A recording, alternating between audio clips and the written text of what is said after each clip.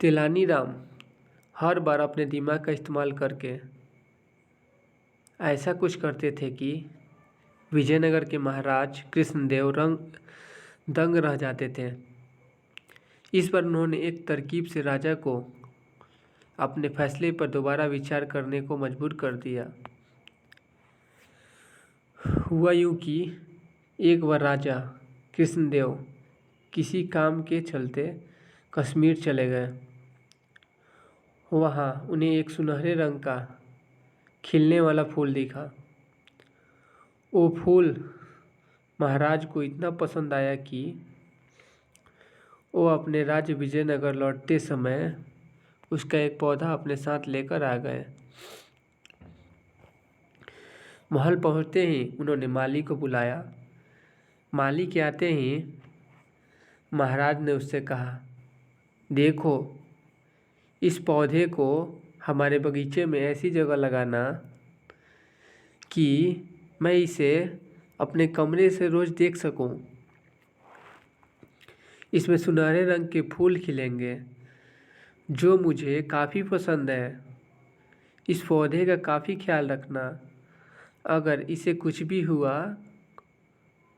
तो तुम्हें प्राण दंड भी मिल सकता है। माली ने सिर हिलाते हुए राजा से पौधा लिया और उनके कमरे से दिखने वाली जगह में उसे लगा दिया। दिन रात माली उस फूल का खूब ख्याल रखता था। दिन जैसे ही बीतते गए उसमें सुनहरे फूल खिलने लगे। रोज राजा उठते ही सबसे पहले उसे देखते और फिर दरबार जाते थे। अगर किसी दिन राजा को महल से बाहर जाना पड़ता था तो उस फूल को न देख पाने के कारण उनका मन दुखी हो जाता था। एक दिन जब राजा सुबह उस फूल को देखने के लिए अपनी खिड़की पर आए तो उन्हें वो फूल दिखा ही नहीं। तभी उन्होंने माली को बुलाया। महाराज ने माली से पूछा, वो पौधा कहाँ गया? मुझे उसके फूल क्यों नहीं दिख रहे? जवाब में माली ने कहा, साहब, उसे कल शाम को मेरी बकरी खा गई। इस बात को सुनते ही उनका गुस्सा 7वें आसमान पर पहुंच गया। उन्होंने सीधे राजमाली को 2 दिन बाद मौत की सज़ा सुनाने का आदेश दे दिया। तभी वहाँ सैनिक आए और उसे जेल में डाल दिया। माली की पत्नी को जैसे ही इस बारे में पता चला वह दरबार में राजा से फरियाद करने पहुंची।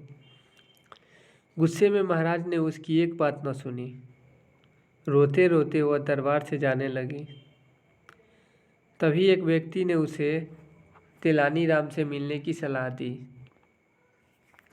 रोते हुए माली की पत्नी ने तेलानी राम को अपने पति को मिली मौत की सज़ा और उस सुनहरे फूल के बारे में बताया।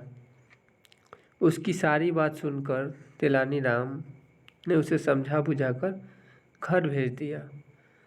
अगले दिन गुस्से में माली की पत्नी उस सुनहरा फूल खाने वाली बकरी को चौराहे में ले जाकर डंडे से पीटने लगी। ऐसा करते करते बकरी अधमरी हो गई। विजयनगर राज्य में पशुओं के साथ इस तरह का व्यवहार करना मना था। इसे क्रूरता माना जाता था। इसलिए कुछ लोगों ने माली की पत्नी की इस हरकत की शिकायत नगर कोतवाल को कर दी। सारा मामला जानने के बाद नगर कोतवाल के सिपाहियों को पता चला कि यह सब माली को मिले दंड की वजह से वो गुस्से में कर रही है। जानते ही सिपाही इस मामले को दरबार में लेकर गए। महाराज कृष्णराज ने पूछा कि तुम एक जानवर के साथ इतना बुरा व्यवहार कैसे कर सकती हो? ऐसी बकरी जिसके कारण मेरा पूरा घर उजड़ने वाला है, मैं विधवा होने वाली हूँ और मेरे बच्चे अनाथ होने वाले हैं, उस बकरी के साथ कैसा व्यवहार करूँ मैं? महाराज, माली की पत्नी ने जवाब दिया। राजा कृष्णराज ने कहा, तुम्हारी बात का मतलब मैं समझ नहीं पाया। ये बेजुबान जानवर तुम्हारा घर कैसे उजाड़ सकता है? उसने बताया, महाराज, यह वही बकरी है जिसने आपके सुनहरे पौधे को खा लिया था। इसकी वजह से आपने मेरे पति को मौत की सज़ा सुना दी है। गलती तो इस बकरी की थी, लेकिन सज़ा मेरे पति को मिल रही है। सज़ा असल में इस बकरी को मिलनी चाहिए, इसलिए मैं इसे डंडे से पीट रही थी। अब महाराज को यह बात समझ आई कि गलती माली की नहीं बल्कि बकरी की थी। यह समझते ही उन्होंने माली की पत्नी से पूछा कि तुम्हारे पास इतनी बुद्धि कैसे आई कि इस तरह से मेरी गलती के बारे में समझा सको। उसने कहा कि महाराज, मुझे रोने के अलावा कुछ भी नहीं सूझ रहा था। यह सब मुझे पंडित तेलानी राम जी ने समझाया है।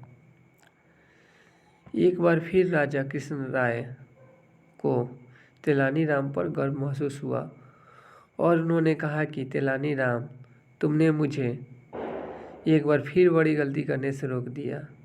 यह कहते ही महाराज ने माली के मृत्यु दंड का फैसला वापस लेते हुए उसे जेल से रिहा करने का आदेश दिया।